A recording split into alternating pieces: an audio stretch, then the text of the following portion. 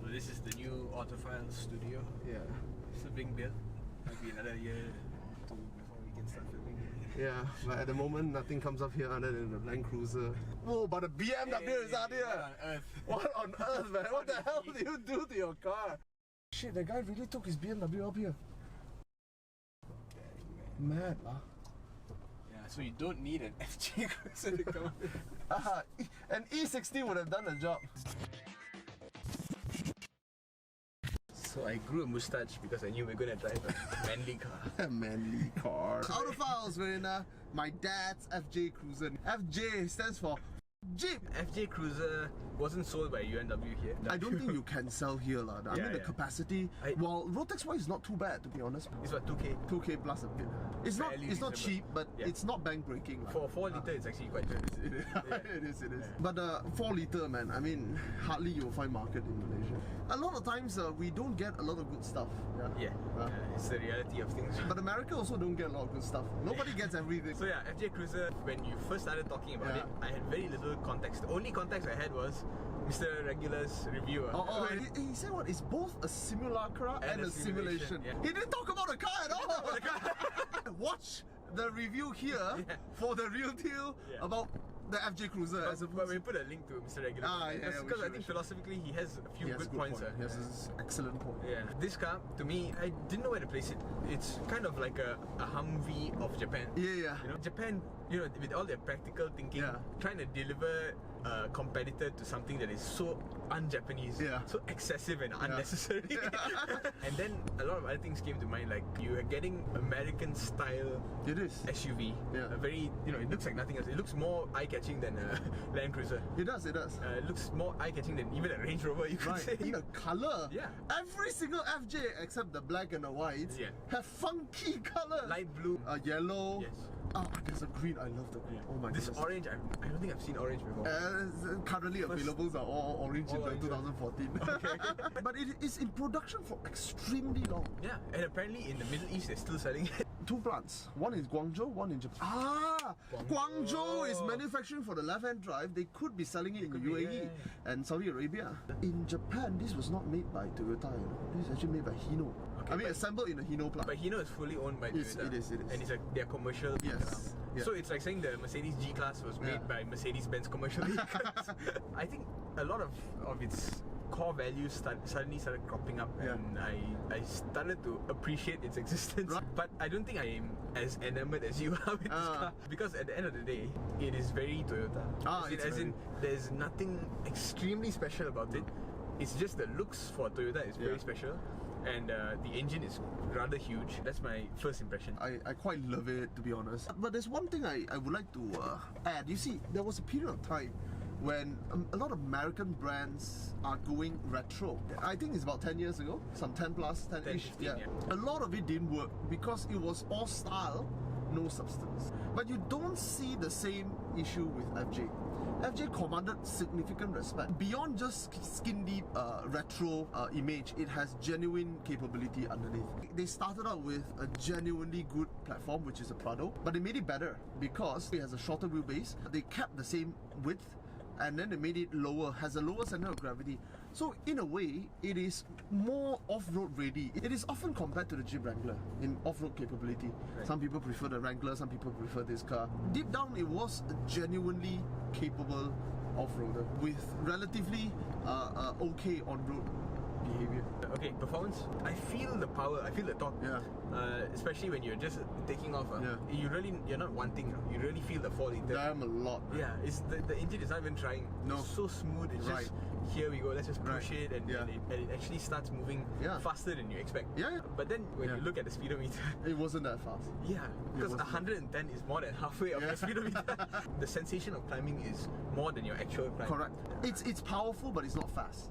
You gotta brain that part. I think it can be fast, but it's not tuned to be fast. Chassis wise does not like anything above 130. This car is most comfortable at about 80. Yes. You suddenly feel like a wall has been hit. You see, with my accelerator pedal pressed down at about 30%, I reach 100 with ease. And then anything above 100 is no longer an easy feeling. There's plenty of times that I drive to JB and I see FJ Cruisers And if I'm in a relatively sporty car, I try to challenge them because I know this guy has a 4 liter under his hood. And I will go and I won't chucho lah, but I will just catch out them, catch out them a bit. They never respond. They don't. And now I realize why. Because the cruiser in this name, it really it is what it is. It is what it is. You have to drive it with a relaxed attitude. Yeah, and if this car is as off-road capable as they say it is, I'm very impressed that it can do up to 110. At this kind of behavior. Yeah, the comfort is surprising. Surprising. Not like pickup, right? Not like a pickup at all. Trucks. Just looking at the way this drives. Yeah. Bloody hell, man! It's floating over all the bumps. It's just. It's not just floating, you know. It's absorbing every single vibration that the bump is giving, and the chassis is so hard. Before it gets into the cabin, the chassis already neutralizes the vibration. It's been dispersed throughout the whole chassis. This is a good taste of what a Land Cruiser is. A Land Cruiser is so much better than this in terms of comfort, man. Yeah, but of course, you pay for it, I mean, the fuel consumption and whatnot. It's quite crazy. My father-in-law has the latest facelifted Land Cruiser. He drives from Sarike to Cebu, back to Sarike, slightly more than half a tank. About 100 kilo lah. More than half a tank. That's close to 80 ringgit, man. 2.5 ton, man. 4.7 liter V8. Madness.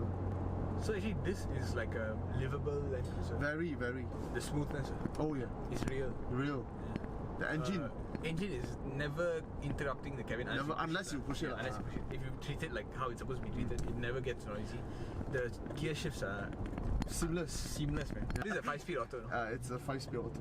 Most of the time, like now, it's rear-wheel drive. Yeah, it is. And the accelerator work is so subtle in this car, isn't it? Yeah, I'm barely touching it. Yeah.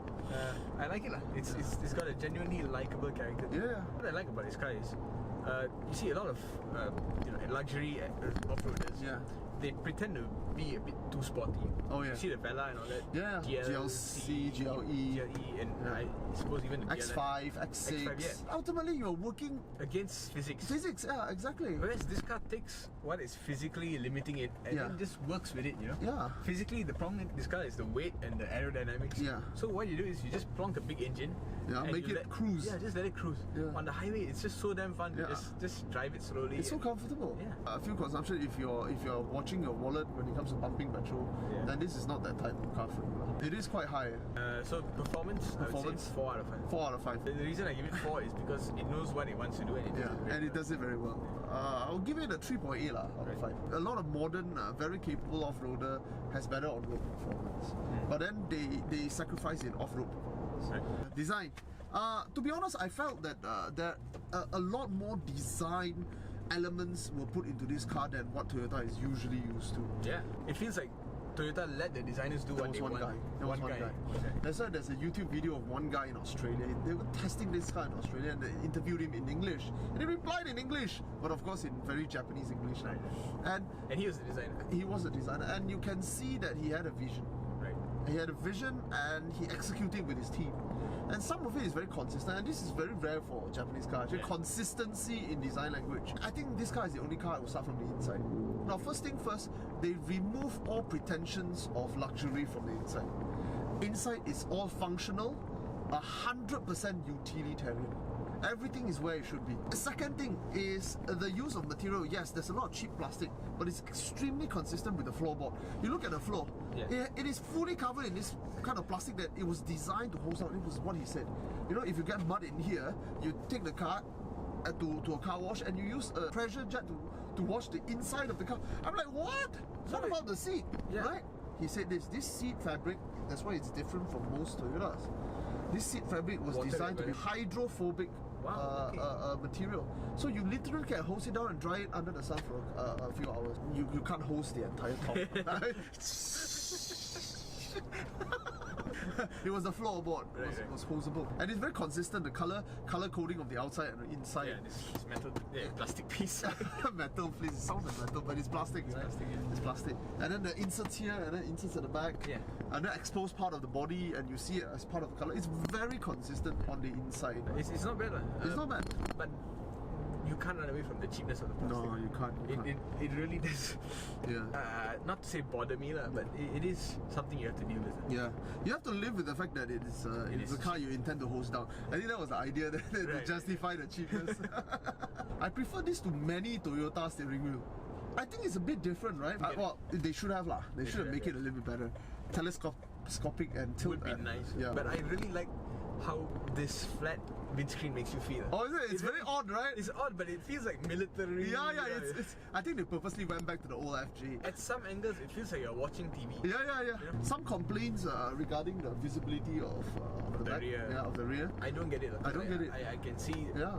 almost everything except for the tire blocking, which is fine. Outside, I really like it as well. You like it? I think funky. That's the word. It's not iconic yet, but I think it will be. It will be. I know it's just inspired by the FJ. Yeah. It's not its own thing yet. But nothing has looked like this since. No. I think the only closest car that looks something like this is a H2 Hummer. Yeah. Almost militaristic, Yeah. but it was mitigated by the cute front. It's like when Japan does this, they suddenly kawaii fly the whole thing. It's like a Gundam, but then you have that one. What's miniature that? Gundam. Miniature Gundam With with the a bigger big head. heads. You know, if you give it to the American, this would look completely militaristic. Yeah. But in a Japanese hand, it has a militaristic shape, but then they beautify the front face and then make it look a bit kawaii. Yeah. They are so daring with the color scheme. Yeah. I've never seen color scheme like this for 40 years. I like this because it doesn't take itself too seriously. Yeah, it does. It could be a projection of the inherent confidence of the designer. Yeah. Because the people they design this team work definitely is the same team as the people who design the Land Cruiser. A Land Cruiser designer will not shiver in the sight of the team that designed the Land Rover Defender. Yeah. Or they know their stuff, right? They will not suffer the Korean syndrome, right? Where I have to hire them to design for me. No, and you see that design language. It's extremely confident. I would give it a 4, man. 4. Actually, it is very distinctive in a sense that because I remember how it looks like. A lot of SUVs also kind of lose their identity because they're too mass market. Yeah. But this one, I think it had a very specific goal in mind, and they really And they gunned for it and they made it happen. and they made it happen. And so I think design 4 out of 5. Value! How much is this car? This car was acquired for 160,000 ringgit. You could get a second-hand unit at about 110 now, but those cars are used in Malaysia, which is a problem, and they are at least 8 to 9 years old. So it's not to say cheap, actually it's quite expensive. But for an unregistered car, we fell in love with this unit because it was original tires. It was first set from 2014 and it's not yet finished. I don't know whether it's a real mileage, 16,000. I think this car has less than 40,000 kilo on it, actual mileage, because it looks like an underused car. Yeah. You don't see a lot of wear there. I mean, I see this thing, which is just a stain. Yeah, this stain was done by my son this morning. Okay, then But the wear and tear is almost not noticeable, and the parts in the engine bay was pristine. A Prado would have cost you more with the inferior engine. It's not that Prado is inferior, it's just that the Prados we get here generally have that horrible 2.7 engine. So value-wise, I think there are not many units that is unregistered left, and I don't think they will come because towards 2017 and 18, the only units that are produced in Japan are all special editions. So they are a bit special and probably a bit pricier. And because of that, I don't think they'll bring it to Malaysia. There's a few units out there in Tamantun, in Cheras. They are unregistered, but if you're still interested in one, go out there and get them now. The biggest reason it would score high is because this will be a collector's item. It will be there's a prospect for it to be a collector's item. Yes, especially the right-hand drive ones. But here's the but. It's not at the point where it's a collectible yet. No. It's prospect for collectible. And there is a possibility it can be. So right now, people who buy will buy to use. Yeah. I mean, your dad is going to use this as a daily. Yeah. And I think you can use this as a daily. Yeah. But there's so many worrying things. Your fuel cost is going to be a bit worrying. Fuel consumption is not good. You're looking at give or take about 30 cents. But a lot of people daily cars that drinks are worse, petrol yes. like But your daily cars like that drinks a lot usually delivers performance. Your Boxster, no, my Boxster is 30 cents. No matter how. which is like this. It's just like this. But no matter how. You get performance. You get something that it's worth spending money on. This one, you are just driving normally. Yes. And it's taking 30 cents. Correct. And let me ask you, if you get a Crown 3.5 litre V6, wouldn't it have slightly better comfort? A lot better. A lot better comfort. Yeah, that's for sure. Better NVH. Yeah. Faster top speed. Yeah. Japanese grey market Toyotas are the best of the best. Yeah. Okay. This has its appeal. If you want toughness and you want this image and you want something that you can collect after 15 years, sell for very minimum losses. So this won't be your It's not the first one. won't be your first car, won't be your second car. No. Might not even be your third car. It might Correct. be your fourth car. Yes, It might be the possibly. car on your weekends for you to drive. Correct. So value, not to give it a low score, I can't give it a low score as well. It's still a 4 because it's a collector's item. I would say around somewhere between 3.5 to 4. For 160,000, you get a relatively new, new car. I think that's good value. Autophiles signing out. FJ Cruiser. There are many vehicles in Mercedes-Benz stable that straddles between a commercial and non-commercial, and a lot of people don't realize this. I saw one of you and Howie's mutual friends. One of his posts was damn interesting. He asked an uncle why he bought the E-Class with the exclusive grill. Oh yeah. Then the uncle said it's because the avant-garde grill with the badge on the grill itself. Reminds him of the old Mercedes with the wooden cap. Yeah. And then he put a picture of it exactly the same.